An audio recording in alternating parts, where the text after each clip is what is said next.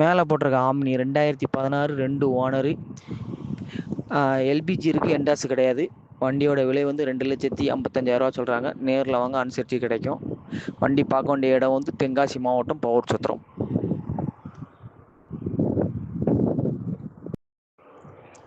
மேலே போட்டிருக்க omni 2016 2 owner.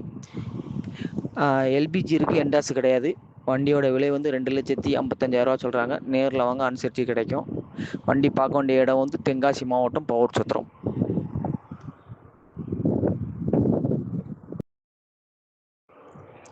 மேலே போட்டிருக்க ஆம்னி 2016 2 ஓனரு.